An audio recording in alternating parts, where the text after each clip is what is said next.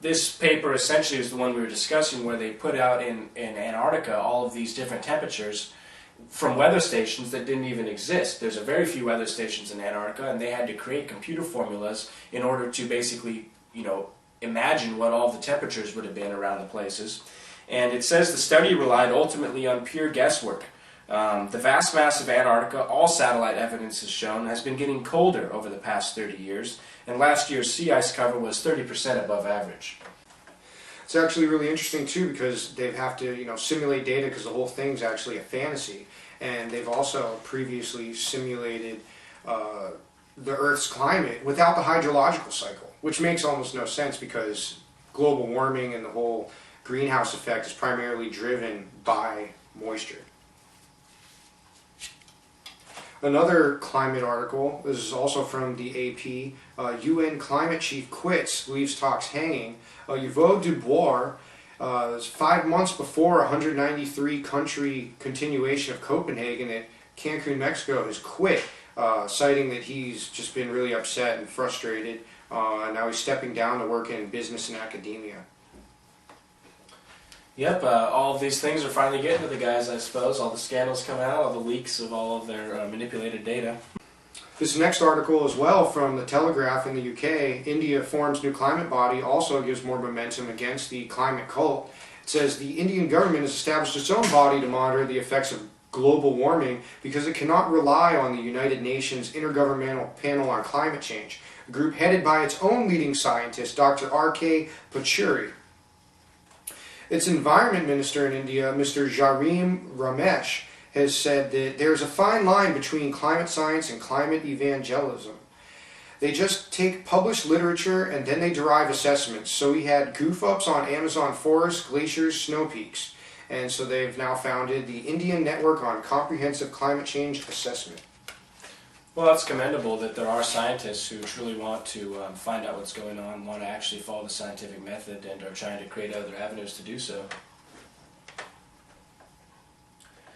Coming out of Atomic NPC, this is a story coming from Australia.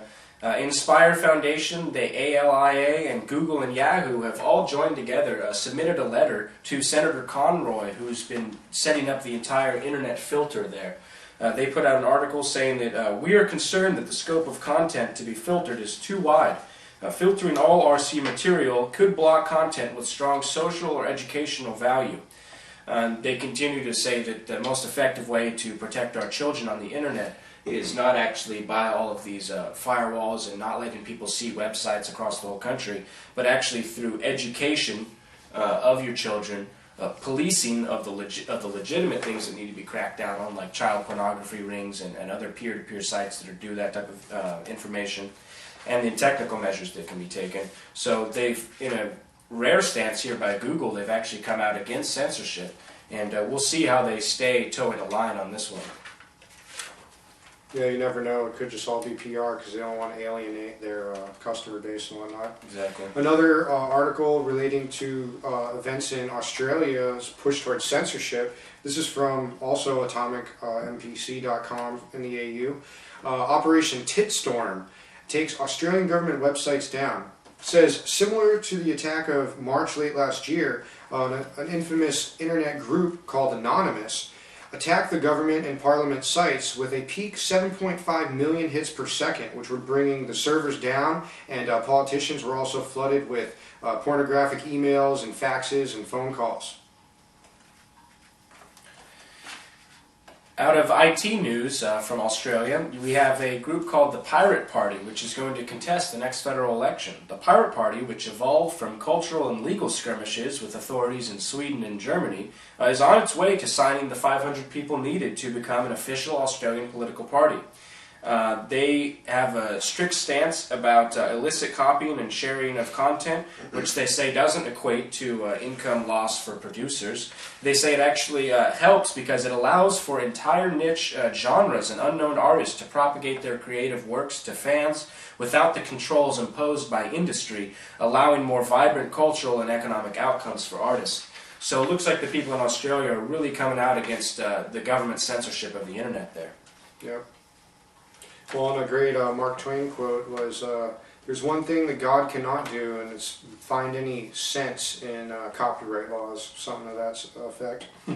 Another related story from the Raw story is UN agency calls for global cyber warfare treaty driver's license for web users. The International Telecommunications Union Secretary General gave a warning at the World Economic Forum debate where experts said nations now must consider when a cyber attack becomes a declaration of war. Craig Mundy, Chief Research and Strategic Officer for Microsoft, said that the internet is the biggest command and control center for every bad guy out there. We need a new kind of World Health Organization for the internet. He also called for a driver's license for internet users, saying, if you want to drive a car, you have to have a license that says that you are capable of driving the car, and the car has to pass a test to say it is fit to drive, and you have to have insurance. So yeah, they're going to try and say that it's a privilege for us to use the internet when the internet's supposed to be a source of freedom and not one of control, which is obviously, you know, the basic thing which we deal with on this program. Liberty and tyranny, exactly. And so we're seeing the push towards tyranny on the internet based on security over our liberties once more, which Absolutely. is an age-old tale. Our next story comes from Wired.com.